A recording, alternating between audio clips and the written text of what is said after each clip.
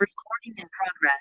Welcome, everybody, to Nothing Less Than Extraordinary. So happy to be here. I have a fantastic guest and who's become a really close friend really quickly. We have so much thing in common, and her name is Bethan Mary Thompson, and she's a warrior. She is actually a grief guide and a speaker as well. So thank you for being here. She's from Britain. I'm so happy. I'm so happy to be here. Thank you for inviting me today. I'm super excited to be here and to just know you a short while, but have so many things in common. Yeah. I think this is going to be awesome. Thank you so much. Thank you for being here, Mary. And Mary is one of the sweetest, purest soul I've ever met. And that's the beautiful thing about being an entrepreneur, is being able to pick and choose who you want to collaborate with. And so I couldn't miss the opportunity to actually interview her. And grief is such an important topic to discuss about. So in her case, she lost her mom. I lost my sister. So we had like a common ground, and we wanted to be able to share our gift to the world. And I wanted to interview her to get a little bit of an idea of her life story. So Beth, if you want to just maybe describe how you grew up, what that was like in Britain. Yes, I'm here in South Wales, just outside Cardiff, so I'm Welsh. And yeah, from a Welsh family. My mum was originally from Ireland as a war evacuee. So obviously, and my dad was from the north of England. So a bit of a mixture. Mm-hmm. And I have family in Australia now. Growing up, I was thinking about this morning. We had a great childhood. You know, we all went to Scouts. I went to Brownies. I was like leader of the Sprites. And I went to guiding. My mum was a guider. I did my Queen's Guide. Mm-hmm. My mum did her Queen's Guide. I did Duke of Edinburgh. And then I went to college. So, and we went ice skating, we went swimming, and, you know, we did all the things that people don't necessarily do now. But we had a great, we had a really good upbringing and that, and some really grounded values and that, and learned to be independent. I mean, the boys like cook better than me because like they were great at it, and I wasn't. I was more into books and history and things like that. And I went to a private school first, and then I went to a normal high school to finish my education before I went to college. So we have another thing in common. I am also not a great cook. I do cook, but I'm not the best at cooking. But that's okay. That's okay. We have other talent. We can't have them all. I mean, I think I have a natural knack of knowing how to cook and put things together. It's just I lack the repertoire of how to like all these different recipes. But the more that I cook now with my mother-in-law, and I did that on social media, mentioning it, getting some help on recipes and cooking, and also cooking with my friend as well. It's actually a hidden talent that I didn't know that I do have. I always thought that I was not good. It's because I never got a chance to practice. As a kid, it was more focused on school and helping my parents survive, so bringing in the income. So cooking, I barely had any time for that. So I am super excited. The other thing I want to highlight, I think she is gorgeous and beautiful. It's so funny because her mom likes this blue dress, and my little sister would often wear this blue color all the time. And the coincidence, it is quite amazing. It is so weird. Yesterday we had a little interview. Yes, a little interview together. And every time we said something that really resonated with us, there'd be like a thumbs up on its own appearing like on like 10 different occasions. It was so strange. At first, I thought maybe Beth had like a special program that I don't have, where the thumbs up just goes up on its own. But it seems like every time we hit a common ground, the thumbs up would always appear. So that was quite magical. It was, wasn't it? And I was thinking about that last night. It was just so strange that strange things do happen when you go through grief and that. And I think that people, I'm a Roman Catholic, so obviously, like, you know, I'm very spiritual and that. And I lay with my mum when she died. And I feel blessed now to feel that I got to say goodbye to her, which many don't. Yes. which I feel very sad for. But she may not be here physically, but they are still here, because we do get messages from the other side, and it's looking for those signs Yeah. that we need to listen to, like yesterday, to obviously listen, which is important, to listen with our minds and by our hearts as well. And I think that can really help the healing process for your listeners as well, is if you take that 5 minutes a day or the time to do those things and remember those loved ones. You know, Yeah. today is a holy day for me, but it's also a day of great things, you know, to remember good memories and that. So yeah, so I put my jumpsuit on today as blue, as I said, because I like to wear something that reminds me and brightens me and makes me feel happy inside of those good memories, because I watched somebody dying of dementia, and you know that is very hard and tough. Yeah, dementia is quite a sad illness, because I work like in social works and stuff. We work a lot with well, I chose to work with seniors with dementia and Alzheimer's disease, and to see the deterioration, it is so saddening. So many of these seniors were amazing individual. I had an artist who could carve, like he took an orange and carved such beautiful artistic craft out of like just the skin of the orange. I was like, and because he suffered from dementia, he couldn't remember his wife, could barely remember his children. And because, you regress into almost like as an infant, back to the infant. So their response are very emotional and reactive. And so once in a while, he would get aggressive. I mean, that's just the illness of itself. And it was so saddening to see. I had to actually leave working in that field for a while, because it really got to me to see how all you can do with dementia, you can't really, well, no, I don't know if nowadays it's different, because when I did that was like 15 years ago, but you couldn't really uh like make the improvement better. You could actually help maintain so that the dementia doesn't actually get worsened. But often case, a lot of them, and it was good, some was able to maintain, but most actually went downhill, and it was just too heartbreaking for me, so I actually had to leave it. But it's definitely a very important topic, definitely. Yeah, and it doesn't help because my mum had cancer on top of it. Mm, So you had two strains that could battling with the cancer and battling with the dementia, and obviously with the mind and that. So that's really tough and that. So, and I was thinking last night as well, for us to do this today for the listeners, is that not many people realise is that you are actually in that process, you're actually grieving for people.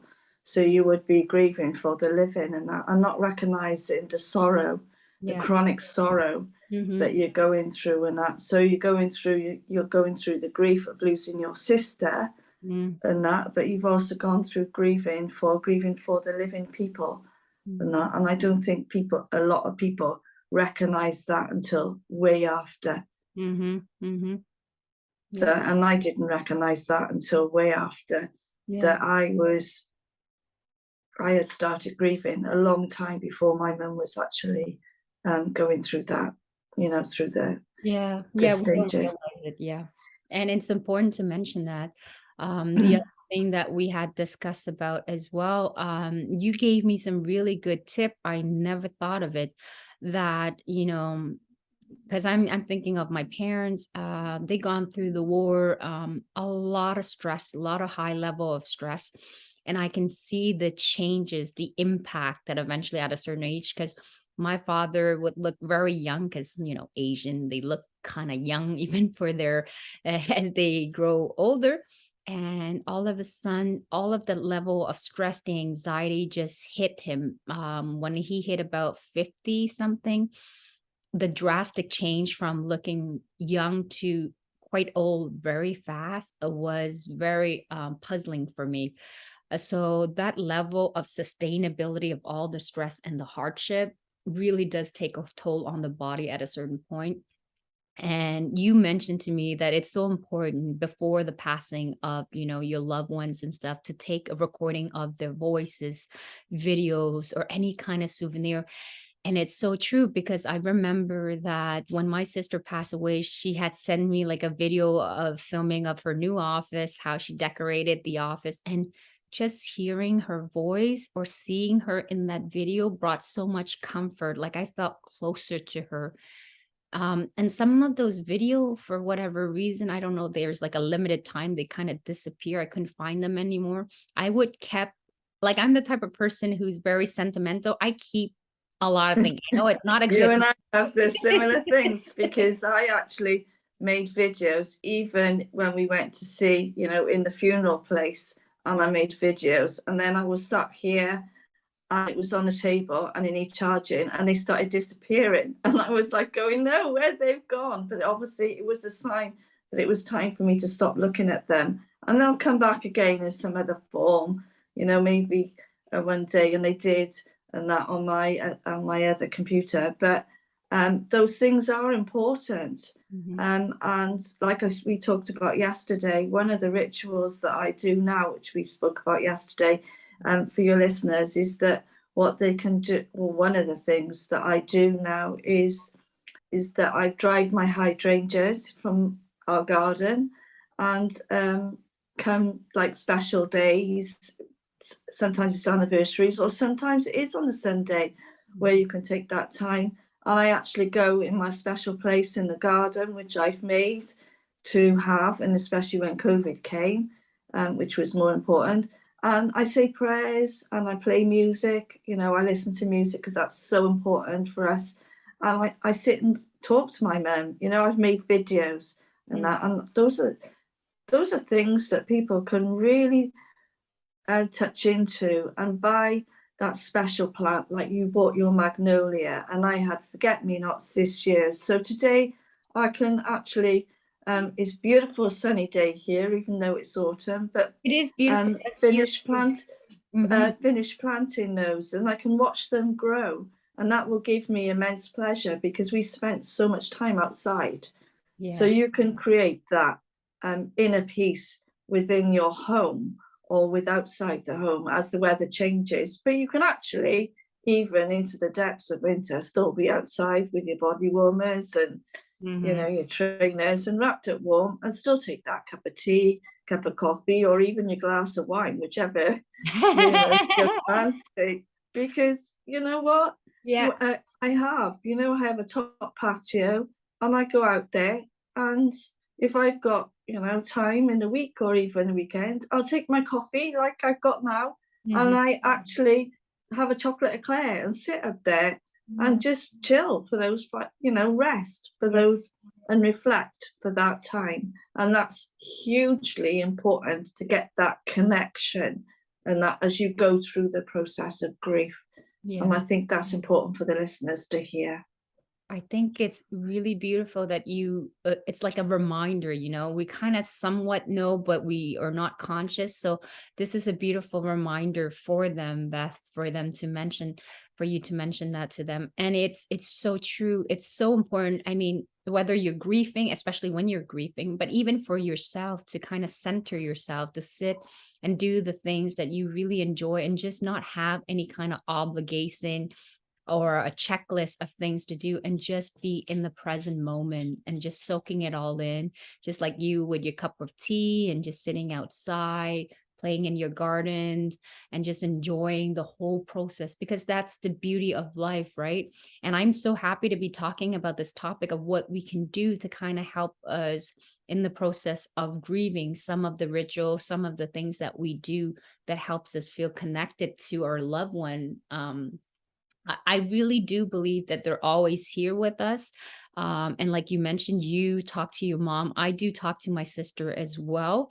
And I normally talk to her. The agreement that we have together was when I was going through my divorce and my ex was really giving me like a really, really, really hard time.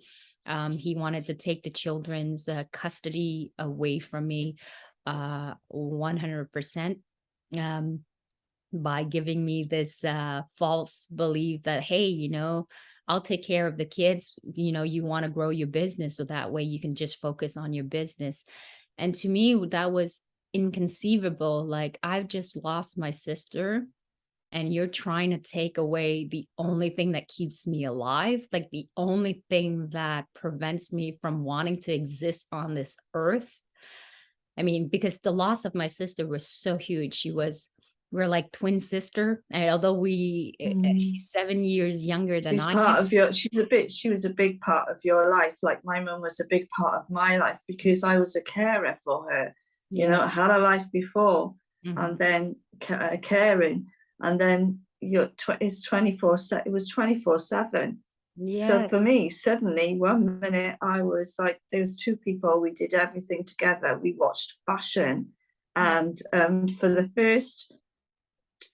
first year or more, a year and a half, I actually bought a gardener's diary and a book, and I went through little notebooks, which I've got here, and I would watch the fashion religiously, like it was on all the time.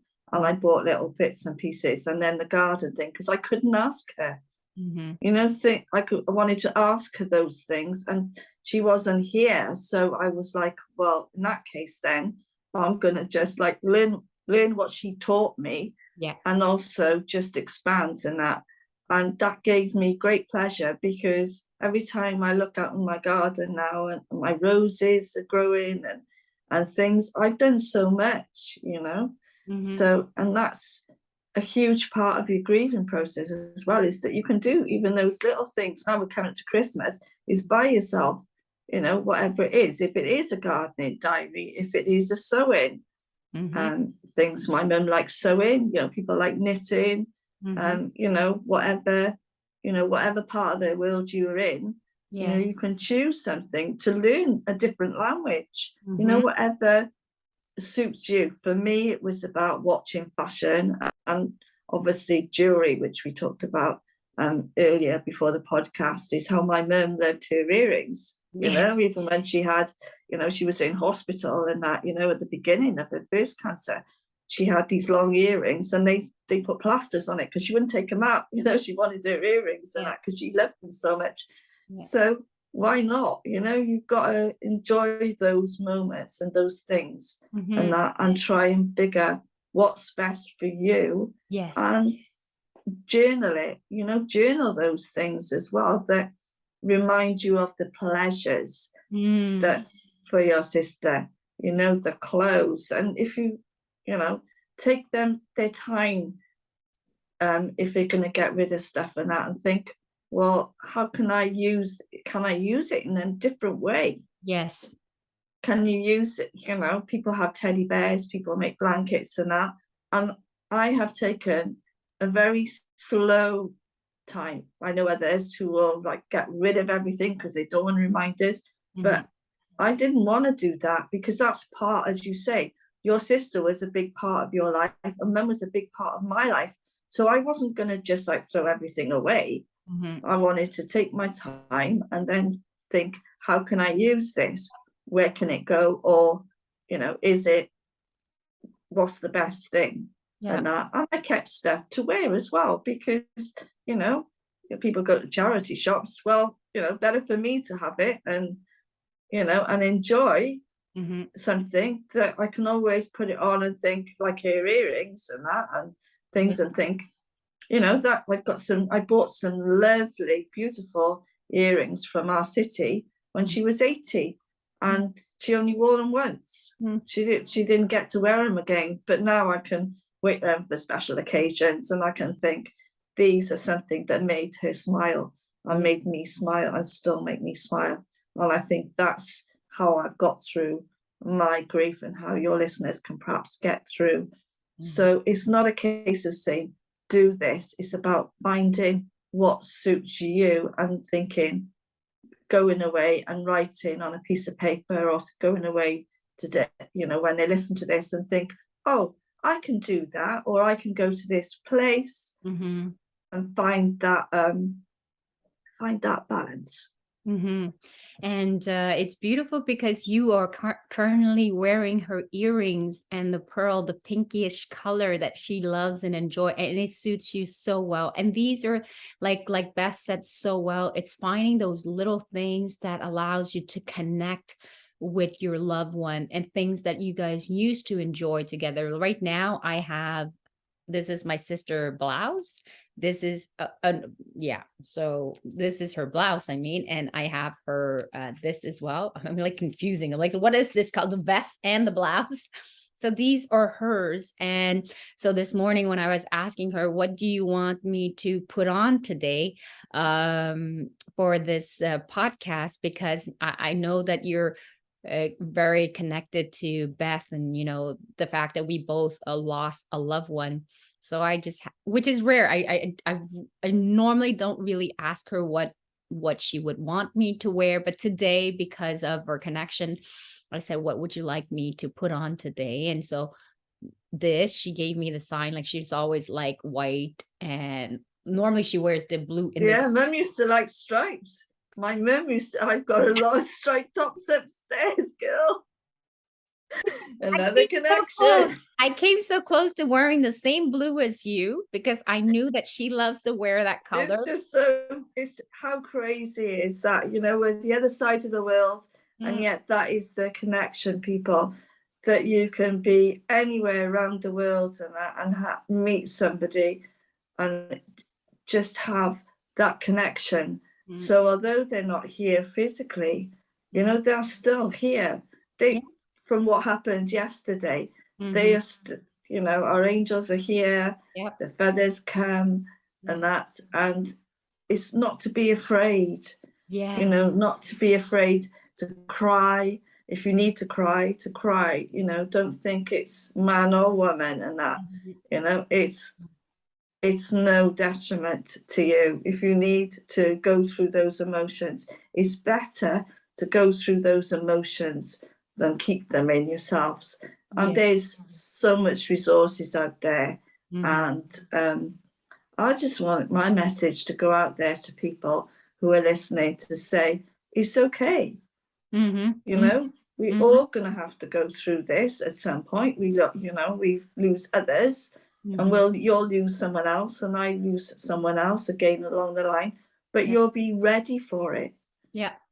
Mentally and physically, you'll be ready to think how you can honor them in their name, and honor your sister and honor my mum, so that they're both proud of us in this world and what we're doing to help other people in our mission.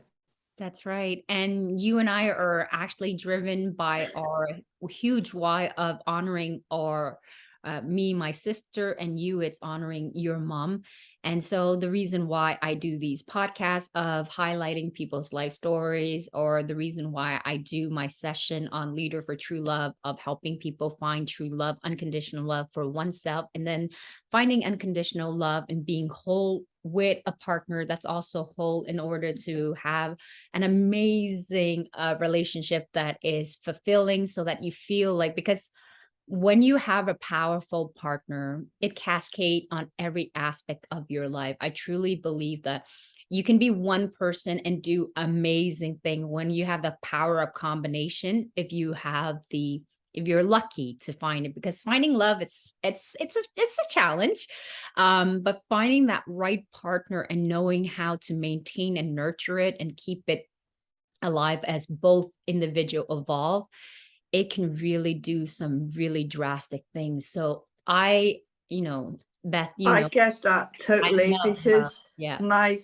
husband to be, he was at sea when I met him and we connected, and my dad was at sea. And the week before, I said to my mum I'd met a pilot who was in Australia, because I have family in Australia, and I said he was okay and that. And then obviously, like, I met my partner, and he messaged me and said, you know, I want to get to know more about you and that. And he was on the sea, and he loves the sea. And my dad was a captain in the merchant navy. wow. So that was our connection from day one. and Mm, that. So, and I had 3 dreams about my dad, who I've not seen because he died locally, but mhm. his wife had died of cancer, sadly, and I hadn't seen him because my mum and dad had parted a while. Yeah. And obviously, I had 3 dreams about him Mhm. before I actually met my husband to be. And then obviously, he had that connection with C. Mhm. So that shows that that was a sign Yeah. that And he was coming. yeah. And we talk about signs. Some people may not believe in this, and that's okay too. But there is really unexplainable phenomenon that happens. There's things beyond our control that logic, science have not yet caught up to, but there's so much in quantum physics that there is energy out there. So I really do believe that our loved one are here energetically. And the things that I said to my sister, we always joke to each other, like, you be a badass in that other world, wherever which world you are. And while I'm still alive on this planet called Earth, I'm gonna be a badass and do as much as I can in order to honor your legacy. And that's what I'm trying to do every day. When I wake up, when I have a hard time, when business is hard and it's going slow, I remind myself I want to celebrate her because she's still, although she's not here physically, she's always here spiritually, and she will continue to exist within me, through my children, through her friends, and so on and so forth. So just because you're gone doesn't mean that you're completely vanished. But having videos, having recording is actually very, very good. And finding that beautiful connection and ritual that allows you to be close to your loved one helps with the soothing and helps you to heal. So, like Beth had mentioned, on her 1 year's passing, I bought a magnolia tree because that's both of our favorite tree we love the flower. So I planted a magnolia right across my window so I can see it every morning and every day when I look outside, and it's right there. So I'm waiting. It's on its 2 year. I'm waiting for it. Yeah. So I can't wait because it's gonna make such a beautiful flower and it's gonna bloom. And And you can bring part of those in. You know, yeah, you can bring the leaves in and you can put it in a bowl and you yeah, can smell that in the house and that. And for me as well, like, because I was going through, I was just starting to go out and yeah, then suddenly we had COVID. So yeah. I had to think how I was going to go through that process as well. And like, I actually, because I'm religious and I have my faith, joined a Light of Life Mhm. program and be surrounded by people that actually weren't like blood relatives, but actually people who could like connect with me and I could connect with them. So I Mhm. could get that support, because besides the professional support that Mhm. is out there for people that need to have the counselling and Mhm. things, which I did, which is great. And I do think it's important if people can go to counselling. It is really good to go, Yeah. and that, because I did for a while and I did 2 lots and that. And but it's also good that I joined that, and I joined a program for like 6 weeks and that, and then I started doing other things and that.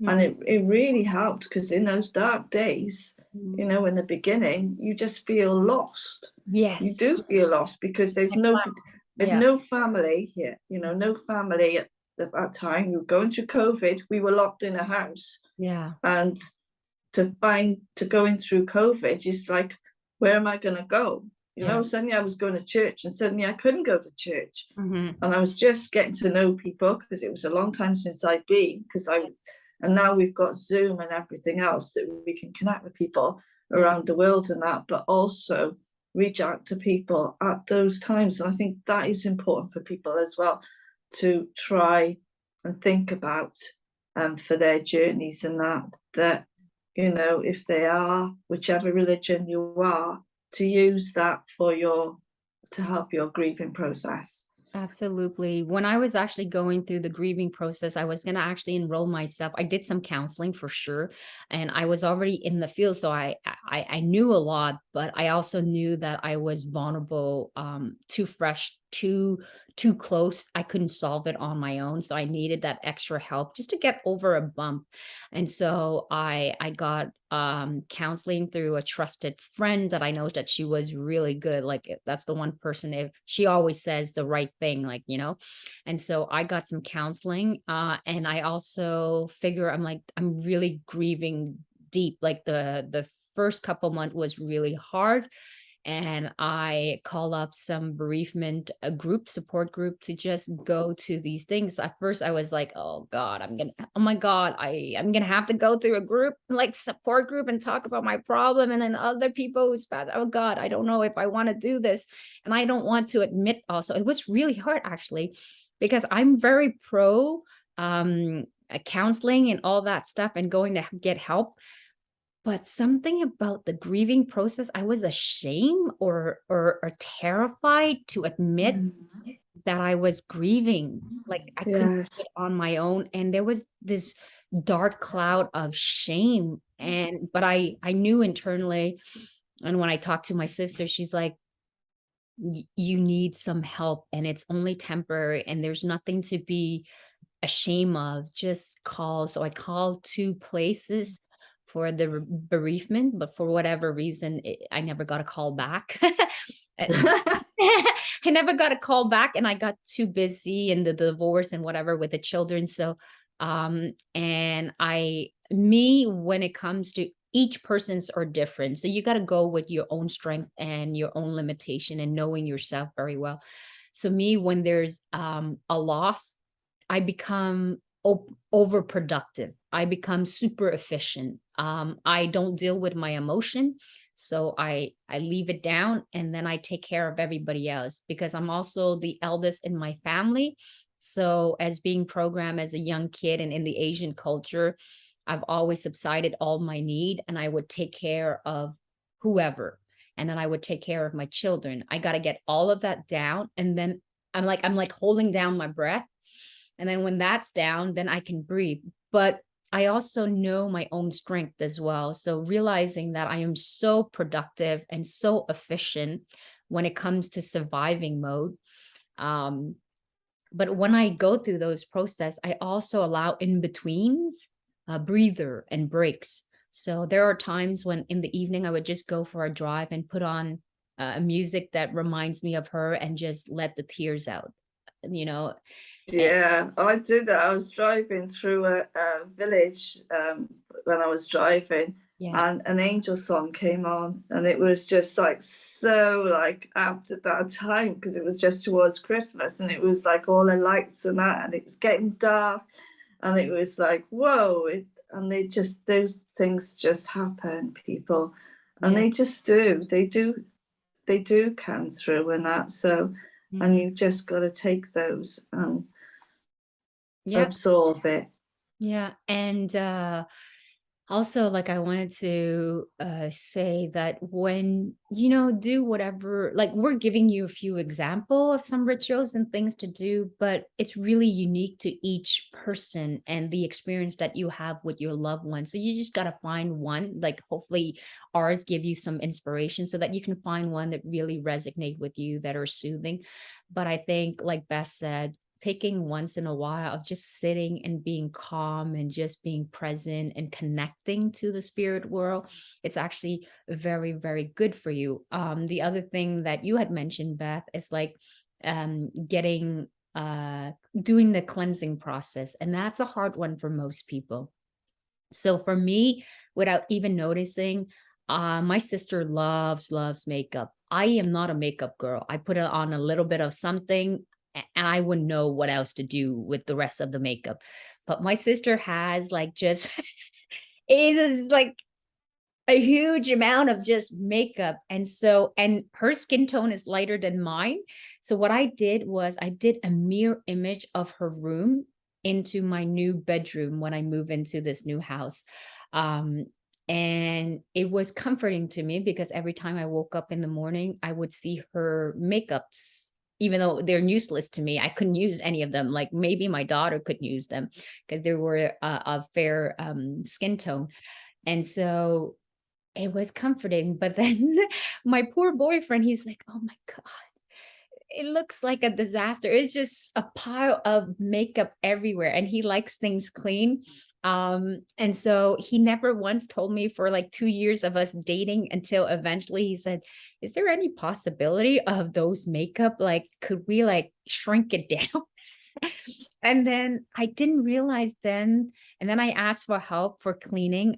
So my boyfriend's first wife, um, they were best of friends, so I asked her for help because I didn't know how to organize things. I didn't know how to get rid of her stuff.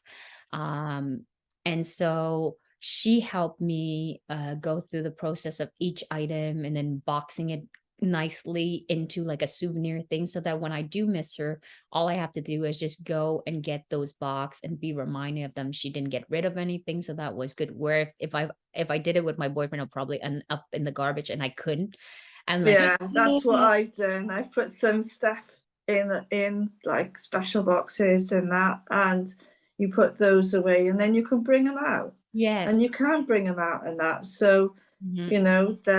my mum's coat is still downstairs that she Yeah. wore every time we went to the hospital, and I've left it there and that. And but every time I go in my toilet, it's like it's Mhm. there. It's a reminder, and I can have some really funny memories of Mhm. like going to the doctors round the corner when I was taking my mum for her injections and that, and having to try and take it off, and like, but then when she would come out, it'd be cold, even in the summer and that, and we put it on, and then I put her to bed, and Mhm. then I would do my own thing.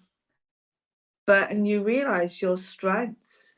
Yes. That's what I look back now, and I realize that that's why everything that I've been through, the arrest, they thought I'd hurt my mum, Mhm. all the burglaries I had from family, my head injury, but Mhm. it all was for a reason, Yeah. and for me to go through this process of so that I can actually give my gift Yes. to people and my mission today and help, because I couldn't do this interview 2 years ago. I would never have been able to do it, but I had to go through that process to get to here to be with you today.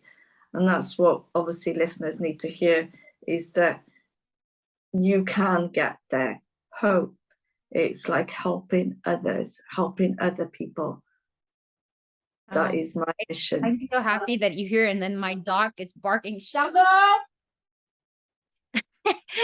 And I'm so glad that you're able to come on this podcast. I know it takes time, so 2 years, it's good. It's still quite fast. It's still pretty good for that.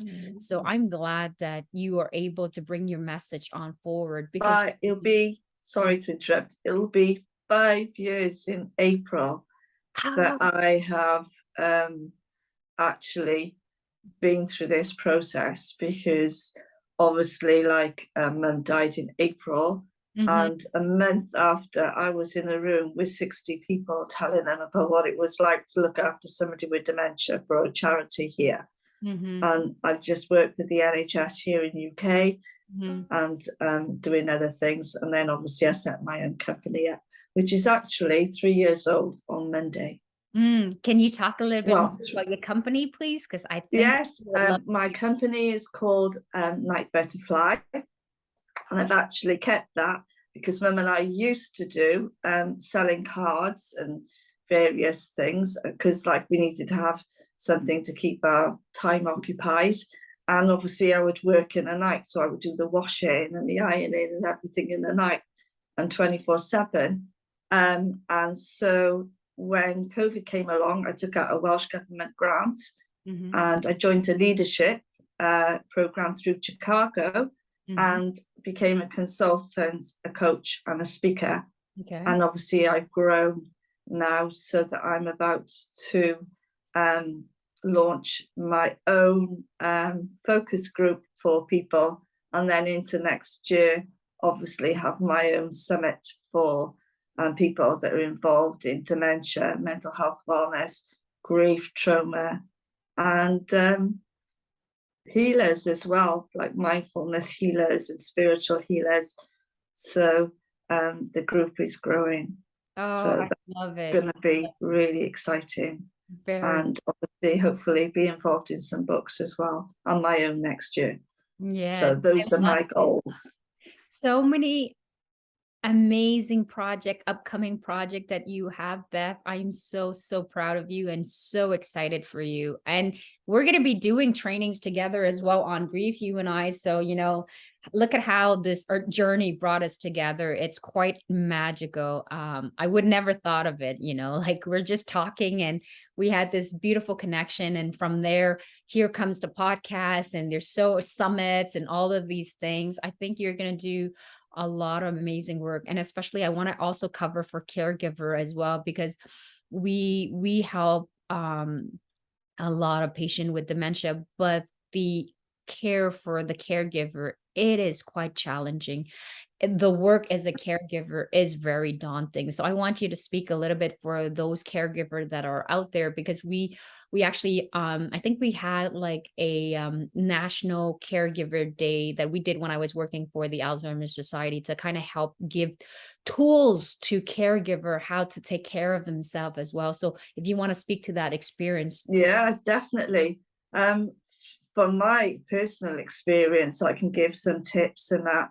And the things that I was talent that I, so learned very quickly is journaling is so important, to keep a diary of your relative, how many falls they have, when they have falls, obviously, if I hadn't done that. Secondly, the music. If you're got caring for somebody who's got dementia, they might be caring for somebody for diabetes or something, but for dementia, you need your music and you need your routines, and you need to try and rest in between, because we've got technology, you can use that mindfulness to do the meditation or listen to podcast or read the book and everything. I think as the disease progresses, and that is, you obviously need the support around you, the professional health workers and that. And I actually reached out, like you said, I had an Admiral nurse at the time, and I actually had night sitters, which you can have, because I wasn't sleeping, because I was 40 days and 40 nights without sleep. And if we don't have sleep, but one of the things that I've made videos and that they could be able to see on my YouTube, because I'm about to launch them this week and put everything together now about. You can share the YouTube link too, here. so we'll be able to share that with people. Is that now you can go out and you can buy lavender pillows, and you can buy so that will help them sleep. You can buy trainers with zips and that. And as everyone knows, when you're trying to get somebody with a trainer on, and which would take, I did special training which took about an hour and a half of explaining to somebody, because how their brain works, is how to put a shoe on, which we all take for granted. We've all put shoes on today, sandals or whatever, but now you can buy the ones with the zips and that everywhere. They're all over the internet, your supermarkets or whatever. And there's things like even sheets that we've got an online shopping channel here. It's in America as well, QVC, and you can buy these sheets and pillows that you can wash and they're dry in 2 minutes, whereas I was spending hours doing that washing and ironing. And it's true. I say to people, how many cups of tea or herbal tea or normal tea or coffee or whatever in your water could you do when you've got that extra time?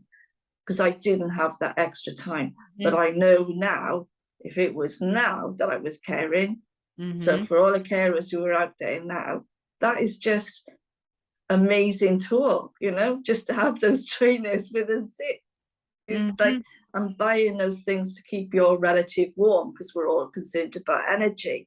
Is having those warm things when they're in hospital, thinking about what you can get, but also the things for yourself, because if they have dementia, you've also got those things of life will go on for you, and you need to have certain things for your transformation into a world where you've not been involved, like clothes, and some are very not well, needing to look after their physical health and that.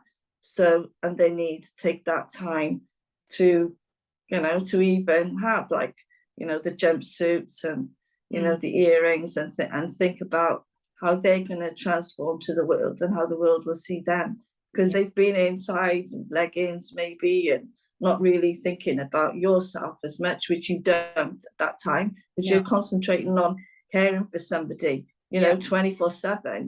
You're not thinking about putting your lipstick on in the morning or your earrings. You're washing somebody, you're putting them on the toilet. So you need to think about like, okay, now I've got to go out the world. People are going to see me in a different world and I need to sort of show that you're a butterfly. That's why it's a night butterfly, because you've blossomed, you've grown, and my wings are flying high so I can get my mission out there. Oh, it's beautiful. It's gorgeous, really, honestly. And for so many caregiver out there, I know there's so many caregiver out there that gives their heart and soul into caring for a loved one. And it's such a tough job. It really is. I couldn't possibly right now imagining having to care for one of my parents and stuff, how much you have your regular own life that you're trying to manage and it's chaotic as it is. On top of that, you got to care 24/7 for a loved one. It is quite something. So it is so crucial, like what Beth had mentioned, to take some time for yourself, because we're not thinking, when we're taking care, we want to just be in comfortable clothing, doing like it's kind of you're just going through the motion of it all. You're caring for your loved ones. And so the thought, or even it's exhausting, like you're so exhausted. The thought of like putting earrings or makeup on or getting dressed, it's just like you don't have the energy, but it's so important to do that. And I think they also offer like Beth had, she had somebody coming to help with different hours, nighttime, so that she can get some sleep. They offer respite care for caregiver as well, that you can bring your parents or a loved one, so that you can actually tend to your own need. And when you are actually have those time, it's important to really, because there's a part of you like you feel guilt. I think there must be a guilt feeling that goes definitely. And there's also now there's groups that have out there, whether it's where you are or where I am, is carers cuppas, where they can go on Zoom and actually spend an hour even with their relative, and that to actually have a cup of tea. There's a dementia place in Sweden, which is they've made a farm with all animals and that, so that the dementia patients can go there as a day centre, which they're trying to like do across the world and that, and so that they can actually feed the chickens and do things and still have depending on how well they're because there's so many different forms of dementia and that. And I know we're talking about grief, but it's about helping, and that does help the process of grieving though. And that, so that you can see they've enjoyed their life up to the end as much as possible. And that's what I tried to do with my mum, because she was not in bed for very long. She was only in bed a week before she passed away. So, and we tried to do that. I don't know a whole lot about what a person goes as a caregiver. So you got my dog here, but I wonder if, it's do you sometimes do people sometimes I imagine they must go through like, did I gave enough to my Yes, I do have one night where I was sat here at 2 o'clock in the morning, at 3, and my mum was trying to get out of bed, and she threw a cup of tea over me, and that. And for a second, I ran upstairs to get another nightie for myself, and I'm struggling to find her nightie, and like she ended up in one of my nighties, and it was crazy, and a dressing gown. And for that like minute, it was just a minute, and I put a blanket over her, but just for a minute, you just think, why did I do that? But there was no one else. It's in the middle of the night, and you just have to do what you need. When they fall, in the middle of the night, there was obviously people that came in, but at the beginning, I didn't have that help. So that help is so important, because then, you know, they were able to pick her up, these professionals and that, and I would do it myself and that. And I went on special training then to make sure that I was doing it the right way. But I still feel guilty about that night. Yeah. I know that I did enough, but I will never, ever forget thinking, you know, why did I do that? But there was no choice. I had no choice other than to leave it for literally a minute and rush upstairs.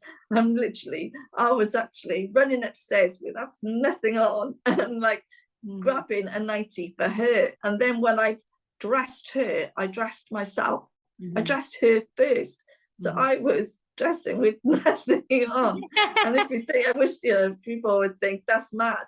But seriously, guys, my priority as a carer, which we all are, and we're all warriors in that respect, is that was most important, to make her warm, to keep her calm and that. And I put a dressing gown on her and that. And after, we sat and had jam sandwiches and a cup of tea and talked till X amount, until the next morning I put her back into bed.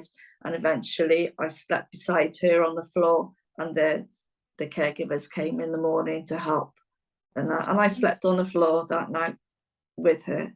I just wanted to say how incredible you are as a daughter to your mother, because really for so many caregiver, it is a heavy job. I mean, not in the sense that we didn't want to care for our loved one, but it is a lot of demand placed on you. And you go through so many roller coaster emotion. And even despite when you give everything that you got, you still wonder and have this self-doubt whether you did enough, and the guilt feeling. So what are some of the things that you can actually say to caregiver who may be going through like that guilt? I think if, you know, if they're feeling for that guilt, it's don't, because you're doing the best you can. And that's all we can really do. You know, my mum said she was proud, and I actually taped it on my old phone upstairs, because, you know, I haven't listened to it, and there's loads of things that I can listen to it now, and I think you have to be ready for that as well. Yeah. But that's important. So if they say those things, you know, then you can look back in your own time and think, they were proud of me. And now I think, I say to myself, is my mum proud of that? I know she is. But hearing those precious words and that, you know, my partner said it to me the other day, I'm so proud of what you're doing and everything. And that makes huge difference, because that makes me feel great. It makes you feel great. It makes you not sad and not guilty, because you can only do what you can. And like, not everyone copes with them being at home. You know, some have to put them into a home. And I understand that. I mean, mum wanted to be at home.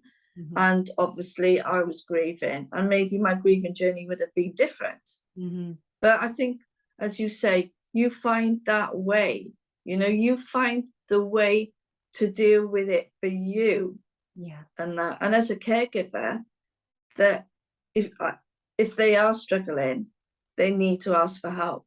You know, I wasn't afraid to ring the Samaritans when I was having a really bad time in the beginning, because I needed that 20 minutes to talk to somebody to clear my mind and head. Now we've got other resources and that, but at that point in time, I couldn't see. It's like brain fog.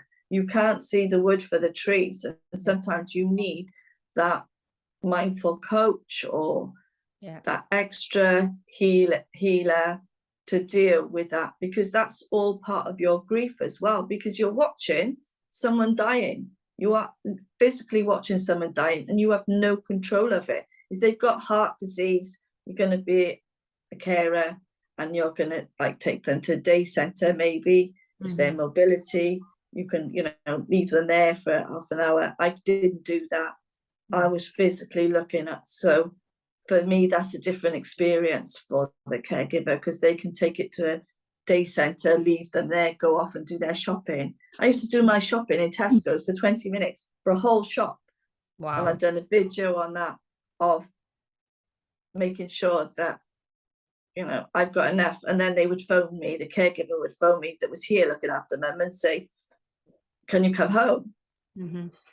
and I hadn't finished my shopping, and I had to leave it Mhm. or rush to the till and think, what am I going to buy that Mhm. we need for a week because I can't go outside the door anymore. Mhm. And those are the things that you have to almost do planning and management and that. Yes. And in that process, you are still grieving. Mhm. So you're dealing with all that emotion, the guilt, and that trying to do your own things, trying to contact with your own friends. You know, friends go away because you can't go for dinner. You Yes. can't go to town, Yes. and you're like looking at your clock going, oh, sorry, there's a call, I gotta go home, Mhm. because you never know which day it's gonna be. And the only thing that I did do is that every night when even mum was upstairs, I told her, and I wrote it down today, and I told people, love you lots. Every single night I would say that to her. So if she did go in her sleep, that would be the last thing she heard, because as people know, hearing is the last thing. What's the line again? I didn't hear it. Love you lots. Oh, loves you a I lot. would say love you lots to my mum every single day, every day. And even now, when I go to sleep, no matter what time, or if I wake up and then I go back to sleep, I say, I love you lots, mum. I Oh, miss you. it's beautiful. You're gonna bring me to tears. It's something I used to say a lot to my children as well. And but I do say that to my sister too. I think it's great. And there's the other thing too that I want to mention for caregiver, going to trainings. I think that's when I was actually in the helping field. Um, the fact that we did like a national and even an international too conference for caregiver, and for caregiver to take training to understand how the brain works with dementia and caring for a loved one that may be going through some kind of illness. You get like a greater understanding, so that emotion of guilt, and sometimes people have resentment feeling towards their loved one too, because they're having to care, and totally normal and understandable, because you're trying to juggle your life, and yet at the same time you're trying to take care of your loved one as much as you love them. You do resent them because you're not able to do your normal activity, hang out with your friends, do have the life that you once have. You have to mourn that too. So Yeah, there's a part of you that resents it as much as you love your loved one. So going absolutely. and going. Absolutely. And that's something that I'm working on now, to create the workshops to give people the tools and the resources. And I've done a checklist of, like, do you have medication delivered and that, to make, those extra minutes and that for yourself? Do you do this? How can you,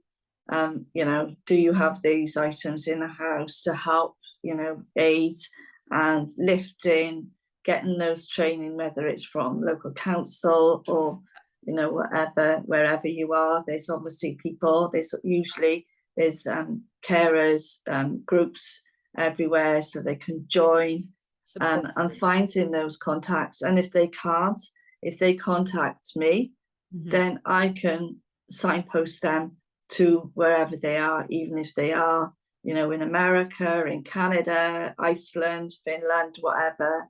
There is obviously a way that I can signpost them to people, and or help them myself, and give them one-to-one coaching or group coaching, Yeah. which is what I'm planning to be able to do for people now, so that to help the caregivers.